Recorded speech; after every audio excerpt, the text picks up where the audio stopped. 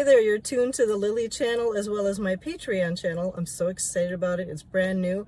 We've got Peg Kinda here, my new guest. I love interviewing entrepreneurs because if you're not meant to work for someone else, then why should you? I want to support your effort if I believe in what you're doing. Therefore, contact me. This is my, I guess you could say, community service, and I do it in other languages, so hopefully we'll have a German one, Spanish, and Hungarian. I'm global. In fact, my company is Global Entrepreneurial Tools, LLC. I also do electronics recycling. That's another way I help people to save their time by not sitting in line at the hazardous waste place. Get your time back, be a better entrepreneur for it. So, are you ready to learn what it's like to be Peg Kinda? Drum roll, please. Well, the first thing is, and by the way, the reason we're in my car is because the interview space was taken. But as entrepreneurs, we know that we need to roll with the punches. Absolutely. And there was music in the other place, and I didn't want to get pinged for copyright infringement. Nah. Now, what would you say got you interested in medical billing? That's not... It's so technical. Tell me. You know, it really is. It's super technical. It's you have to really be detailed oriented to want to be in this world. You really have to be, and you have to have a lot of patience as well. But yeah, so what got me started is I stumbled upon it. I did not go to school for it. I knew nothing about medical billing at all. I, got my bachelor's in marketing and finance, went on to get my MBA in management, and I was looking for a job after college. I was, out here in the Twin Cities applying to different positions, and it just so happens that the first job I got hired at was at a treatment center. My role was not in billing exactly. I started out as a client accounts coordinator, but I suppose they kind of saw my resume and figured I might be a good candidate for billing. And they were short-staffed in the billing department and decided to train me in billing. So it's not like you have never seen numbers. I mean, you're a finance major. Absolutely. You love numbers? I love numbers. I love numbers. About them? It's just the logic behind it all. Okay. To me, how it all has to make sense to get the result you want. If you miss a number, you miss a step, you get the wrong result. I just love everything about it. I love the details behind it. I love the part of my brain it kind of challenges or taps into. So I think I was meant to be in this world. I fell in love with it once I was exposed to it, and I never looked back, and I wouldn't. And I read numbers incorrectly at times, like 4 and 9. For some reason, I get those wrong all the time. Yeah. Even in spoken version of it. I'm amazed that I worked with numbers for about 15 years with Hennepin County with nutrition appointments, looking at numbers all the time. I don't know how I survived. But do you play an instrument too? I don't. Okay, because often that combination goes together with the numbers and the music. Okay. I tried the guitar, but it just wasn't it. No. I did not do well with it. So. So you were in a mental health facility doing the billing, and that's how you got. That's how I got my start. That's how I got started in billing. That's how I learned about medical billing. I learned about coding. I learned about billing platforms. I learned about, everything behind the scenes that has to come together for a claim to get sent out and for a company to get reimbursed for services. Oh my God. Wow. Thank God for you, because I can't imagine myself doing this. Yeah. But from that to having your own company, what made you decide to make that leap? I worked in billing at that treatment center for a couple of years or so, a little bit over a year. And I just started consulting. I realized there was a need for it. And you had so many companies out there that needed the help, but were not able to afford a full-time person per se. Or they needed to kind of get over an issue or a challenge that we're having, and we're not quite sure how to go about it. So I started consulting, helping out companies that were not able to afford a full-time staff member for billing purposes in-house. And And then in doing that too, I ended up being offered a full-time consulting gig at a third-party medical billing company. And I got to see how third-party medical billing companies were set up behind the scenes. Okay. And I went on and started my own. I just realized there was a gap Okay. out there. So many providers really, they want to do right. They really are out there trying to help so many that just would really struggle if they did not have that help that is being provided by them, but yet they are not able to make ends meet. At the same time, they're not able to afford a full-time person to kind of take over that role. And I figured, why not just allow for them to outsource those services? Sure. They may not need someone that's there 40 hours a week. Yeah. It could be like an 8-hour-a-week type job because they still are small and growing. Okay. It could be however many hours. And it could also be providers that may not be ready to just lease a bigger office space and may not have room to have staff members come into the office and work, may not be willing to able to spend money on equipment, health insurance and so forth. So we come in and take all of that off of their plate so they can focus on what they do best. What kind of equipment would they need? I mean, you need the billing platform. You would need, of course, a computer. I mean, these days, at least a monitor or two, a printer, anything that comes with like printing out statements, mailing those out. Sure. Yeah. Is a lot of it done online though now? Correct. Okay. Yep. It's all. Now, I don't know if I would understand the response here, but can you give an example of a billing problem? So many. Really? It could be a coding issue. Let's start from the beginning, right? It could be a licensing issue where a provider might have had a license lapse. Not willingly, of course. Yeah. They may have forgotten to renew it, or there could have been an issue in trying to renew it.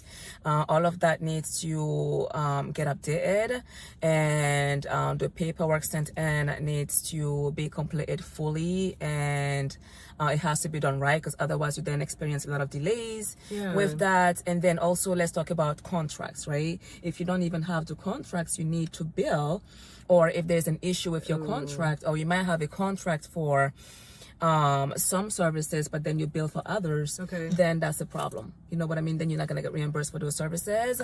Or even clients that may come in to be seen, but yet you need an authorization, but have not been made aware of that, or might not even realize that that's needed. And so you're not obtaining one and you get denied because you just did not have the authorization that was needed, not adding a modifier. I mean, the list goes on and on. It's so many.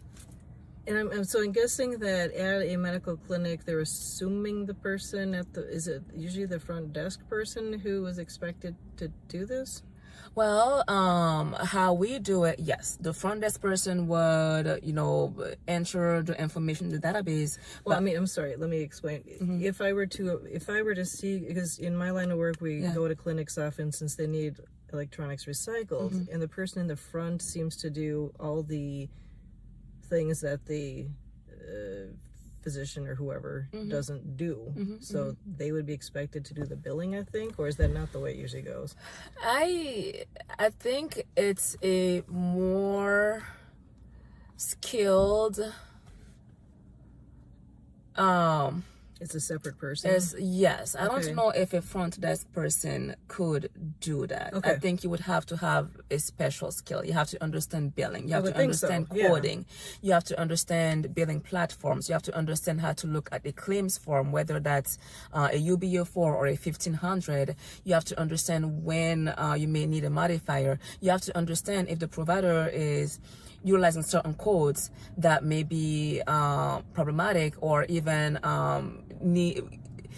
cases where providers may be able to add additional codes and get reimbursed more for those services, and so they are literally leaving money on the table by not coding it right. You have to be able to look at all that, and a front desk person would not be a biller. That makes sense. I don't see it. So it's usually separate.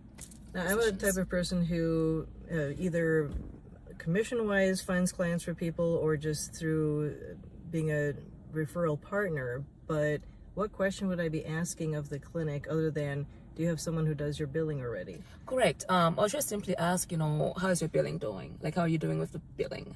And if things are going well, that's terrific. However, if there are struggles or gaps, or they may need some assistance, and that's one thing we do too, is we are willing to come in temporarily and help straighten things out. If there are challenges, and I know, the bigger clinics or bigger hospitals tend to want to have their own in-house teams, and I if that works, that's great. However, if you have a lot of turnover, or your billing staff members might need additional training, or they are just different cases you might be struggling with, that is something we are able to come in, take a look at, help fix, and then we leave you to it. Now, it seems like you have a team, if I remember right. I do. So they don't necessarily work with you, but you're the one who sets it up?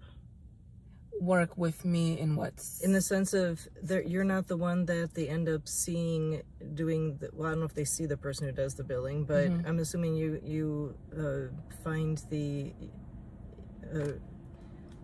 accounts, or shall we say you're the sales rep for your company. Correct. Oftentimes, yep.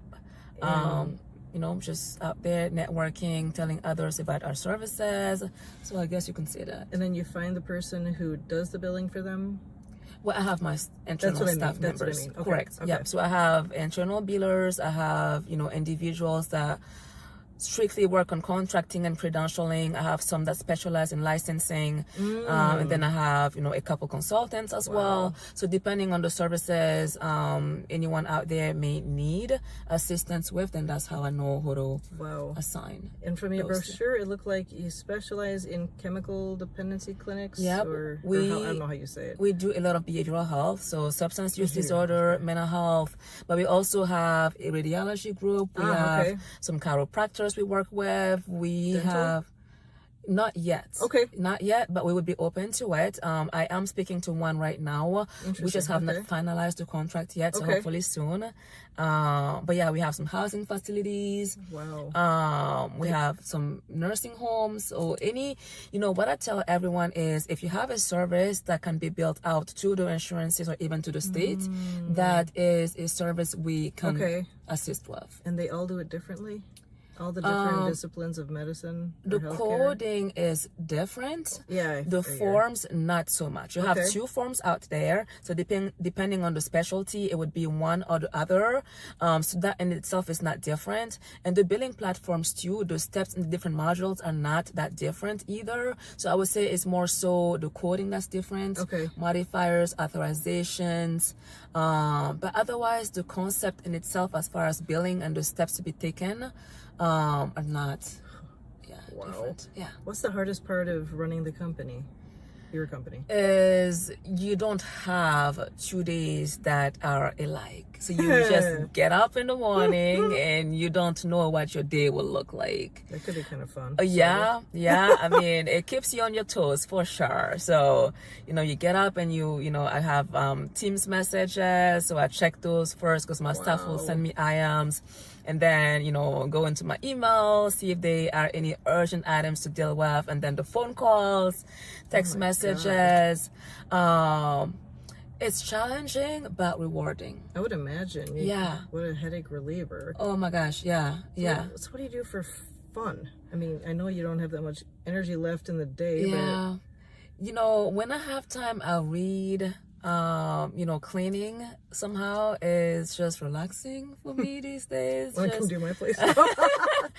Yeah, I just want to have time, clean, read, go on walks when it's nice out, and then travel when I can every now and again. Wow. Yeah. What is something unique about you that people will be surprised about? Something unique. I don't know if you... Or different, or... different. I mean, I speak French. Ooh. I'm from West Africa, born and raised. Which part of West Burkina Africa? Faso. Burkina Faso. Yeah. Did I say it right? Yeah, you did. I used to understand and speak German, but I lost it. So don't speak German to me. Okay. Yeah. I was really good a few years back, but then I just stopped trying, and so now it's all gone. How long have you been in the States? 2008 is when I got here. 80s? No, 2008. Oh, 2008. Yeah, Okay. 2008. Yeah. Oh, 08. Got it. Okay. 2008. Yeah. And you went and got yourself an MBA in between. Absolutely. So, I came here with the equivalent of an associate, Okay. and completed my bachelor's marketing finance, and then went on to get my MBA. Oh my God. Oh, Yeah. humbling. Yeah. I mean, the town I went to school at was Marshall, Minnesota, which was rather small. It allowed for to kind of focus because there was not much else to do besides just school. Oh yeah. The city was so small. Oh wow. So that kind of helped. Yeah. Now, if you can answer this as a last question. Oh Okay. my gosh, my hand's about to die here. Oh no. This was a very spontaneously situated interview, but it still works. Yeah, Now, absolutely. how would you finish the sentence? People would not believe me if they saw me doing, Oh my God. or believe they would not believe it if they saw me. If they saw me, I don't know. Well, like, what is something that scares the heck out of you that if you actually did it, they'd be going, I thought you said you were scared of doing X, Y, Z. I don't know if I'm scared of a lot, really. You know what though? You know what? A few years ago, I was going to go skydiving. And we got there and we signed the paperwork, got ready, got dressed, and then they came back and said it was too windy and so we couldn't go. Damn. But now I don't know if I could see myself doing it. So I would say if they saw me skydiving, they would not believe it. That is one thing that I wanted to do back in the day, but now I've seen so many horror stories. That was actually what I was thinking of for Yeah. myself, believe it or not, that Yeah. I am too scared of heights.